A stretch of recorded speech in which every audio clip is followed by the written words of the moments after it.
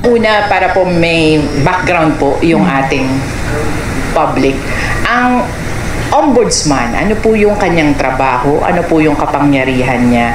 Gaano kahaba po yung tenure niya? And paano po siya maaalis sa pwesto?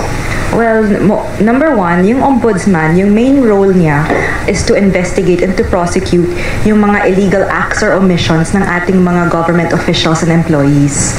So, tinatanggal siya through impeachment under the Constitution, and yung term ng ombudsman is for 7 years without reappointment. Ma'am, tapos meron siyang mga iba pang powers for investigation, for giving out penalties, for... Yes, kasi they also investigate and prosecute mga admin cases. So they have power to determine if the employee is administratively liable. Apo. Tapos ma'am, ano pong klaseng mga penalties yung kaya po niyang ibaba? Suspension, mga ganun. I'm not quite sure kung dismissal rin. I'll get back to you on that one. Apo. Disqualification from public office.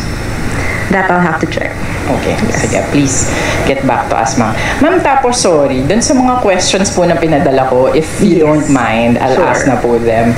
Ma'am, ito pong atin pong mga aplikante sa pagka-ombudsman. Sila po ay hinihingan ng clearance from the ombudsman. Pwede pong pakipaliwanag po yun?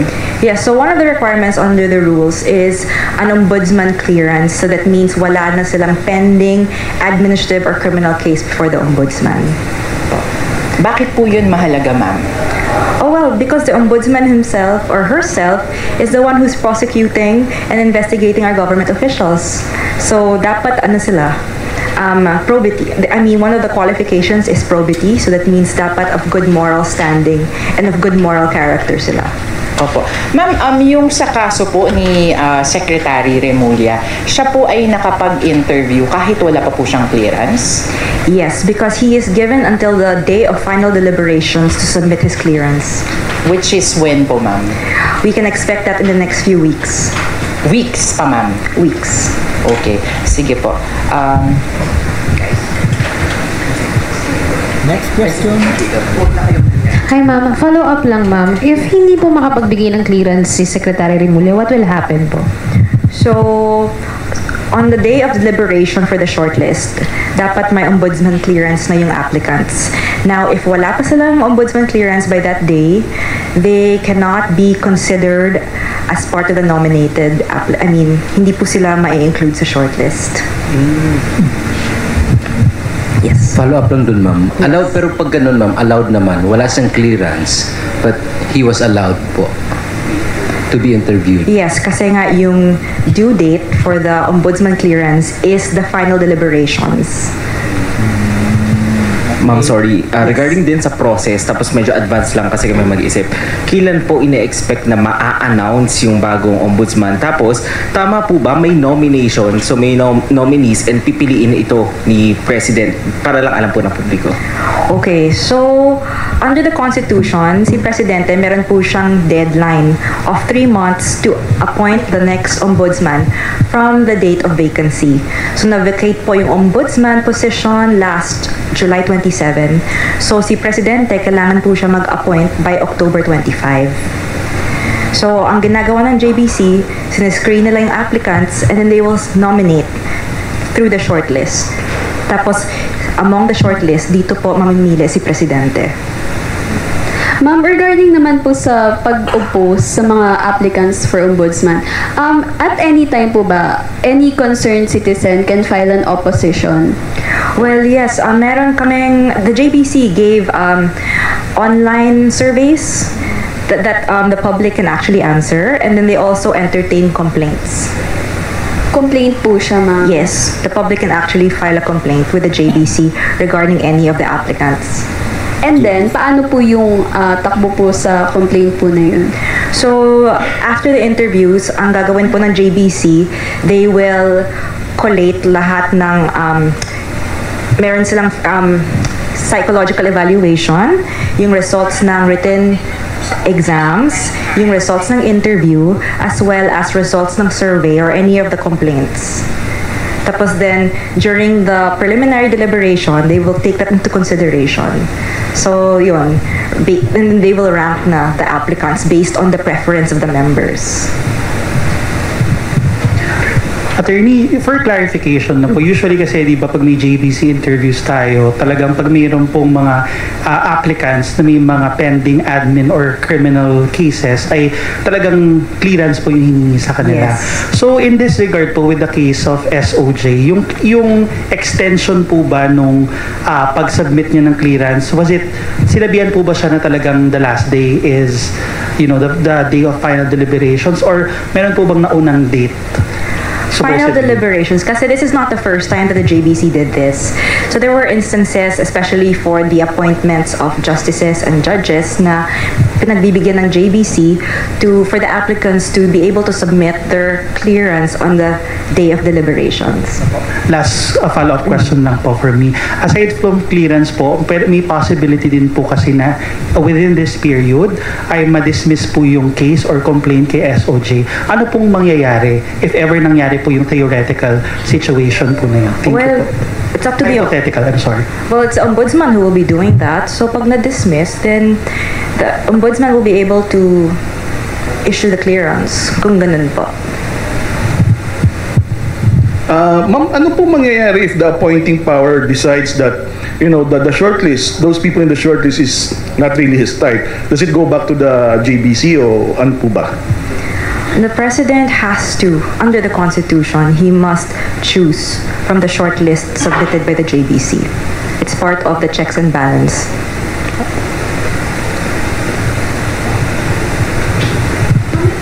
Yes. Not that I'm aware of. It's unconstitutional. Yes.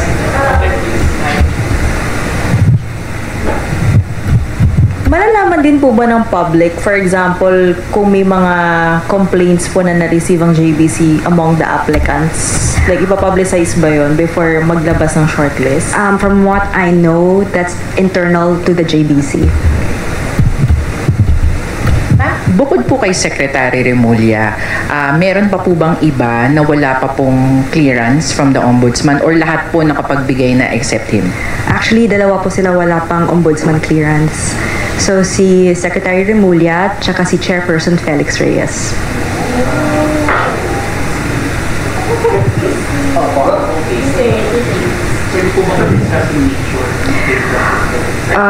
Kasi we are not aware of the nature of these cases, it would be best to probably ask the Ombudsman about it.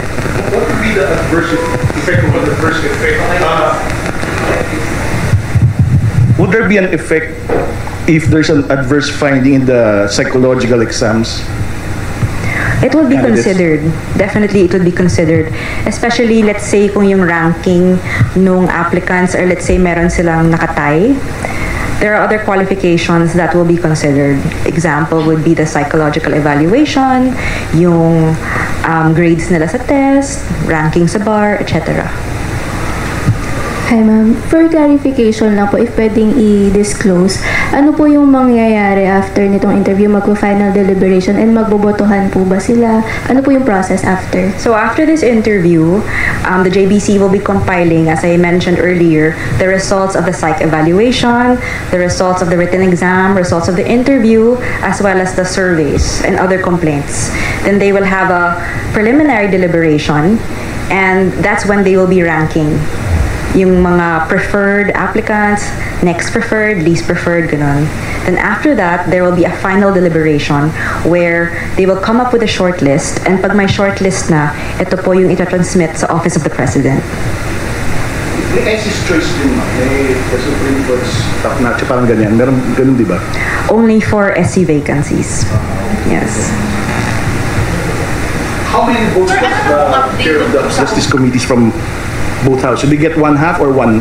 I forgot the rules. Just one. So Congress they have will, 1/2. They will just, yeah, the Congress will only have one vote.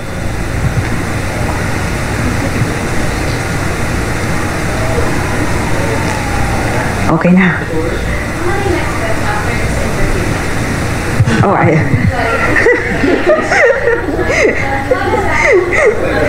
Do I say it again?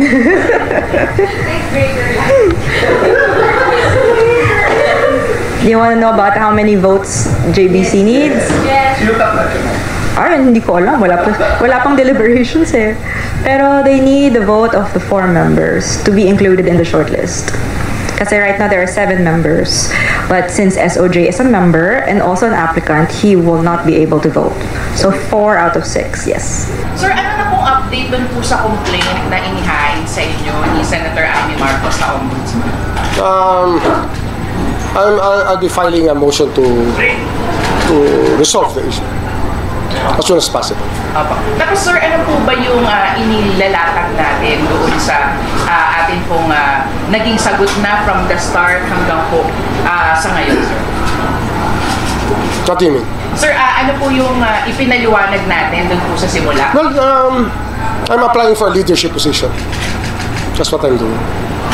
Opo. So may we also get your reaction because Senator Amy Marcos is claiming that acting ombudsman right now is facing pressure to allegedly dismiss this. No comment. I don't want to comment. Pero sir, ano po yung gusto niyo ipaintindi po? No comment daw. No comment daw. Kasi nasa may pending case. May pending na complaint. So, ibig sabihin, baka may ito. May complaint sa kanya, baka ma-disqualified ito. Ito, Kaboying, anong taon ito? DOJ Secretary. Hirap kalaban din to, baka mamaya kasuhan tayo. Complaint na Pakinggan na lang inihain sa natin. inyo ni Senator Amy Marcos sa Ombudsman. Ayan. I'll be filing a motion to Doon sa naging action resolve po, the issue noong nangyari po. as soon as possible. Opo. Tapos sir, ano po ba yung inilalatag natin doon sa atin pong naging sagot na from the start hanggang po sa ngayon, sir? What do you mean? Sir, ano po yung ipinaliwanag natin doon po sa simula? Well, I'm applying for a leadership position. That's what I'm doing. Opo. So may we also get your reaction because Senator Amy Marcos is claiming that acting ombudsman right now is facing pressure to allegedly dismiss this. No comment. I don't want to comment. Pero sir, ano po yung gusto niyo ipaintindi po doon sa naging action niyo po noong nangyari po yung pag-aresto po kay dating Pangulong Rodrigo? Trabaho po namin yan na to keep the country stable, to prevent violence, to prevent the happening of any untoward acts. And I think that we were able to peacefully bring him abroad to face the charges against him without hurting anybody physically. I think that's the most important thing. It's the most peaceful way of doing what had to be done. Sir, for the record, what happened to the Parang naglalaway si DOJ Secretary. Wala ka bang panyo? DOJ Secretary. Wala ba kayong panyo? Kasi kayo ganun. Tanong lang po tanong lang po. Is it archived, still alive? I don't know. But it's still pending in the Supreme Court. There's a petition in the Supreme Court about it, yes. Sir, pero For certiorari. Opo. Sir, doon po sa mga paliwanag po ng opisina ng Department of Justice, maging po nung iba po pong mga ahensya na kasama po doon sa pagpapatupad ng arrest warrant na po na yun. Ano po sir yung, kumbaga basehan natin? Ano po yung... Basta ako yun, ang opinion ko kasi, it's a time when they ask the Secretary of Justice what his opinion is, if it's the right thing to do. And I said it's the right thing to do. I gave the clearance. That's it. It has a basis in law. It has a basis in 1951. So in the Republic Act 1951. That's it. Sir, to clarify, you filed a certiorari on the... They filed a certiorari in the Supreme Court against us. The original? Yes. Pero yung sa ombudsman po, sir, okay. Sa ombudsman level pa lang. Pardon? Yung kay Senator Amy, yung complaint, that's only on... And it's still there, still pending. Basta I'll be filing a motion so that this will be resolved as soon as possible. And then you mentioned po kanina, sir, na nagiging challenge yung pag-apply ng clearance. Is it connected to that po? Na gusto niyo po i-resolve? Well, it's a question asked to be. And by the way, I'm also personally affected by it. So I answered it the way that I think it is, the way that I think is right. Sir, were you given a clearance for the JBC? Not yet. That's why I'm still applying for it. Sir, pa-clarify doon sa stand nyo sa lifestyle check, do you want it stricter or the same language? I think that the community will be the ones to tell us. I think that we can rely on the people of the Philippines to help government in advocating or in enforcing a lifestyle check. Yun ang taong bayan na pwede magsabi kung ano nangyayari sa mga paligid nila. Sir, on SALN, sir, yung naging order po dati ni Ombudsman Martires na hindi po basta-basta ilalabas yung mga SALN. Ano po yung stand niyo po doon? Gusto niyo po ba public? Basta yung taong humingi ng SALN should write a letter of what the intention is. I think that's the most important thing. It should not be used for vilification purposes. It should not be used for blackmail, and it should not be used because I mean the problem here is people can be kidnapped if you reveal what is there. So we have to be careful about this information, but it can be done if it is an investigative report, if it is it's something that's being done by government agencies. It can be done. It can be done. We can provide the SALN. So sir, this will be... Basta ano lang, with the proper safeguards lang. Kasi nga, we also have to protect the people in the safeguards po yung gusto niyo ngayon? Well, redaction of information.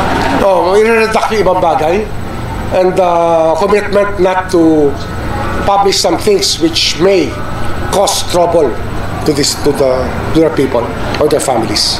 So easier access for the media, sir? Oh yes, easier access. Yes. Will you be issuing a memorandum reversing the 2021 memorandum of Ombudsman Martires? I think that will happen when I'm there already. If I get there.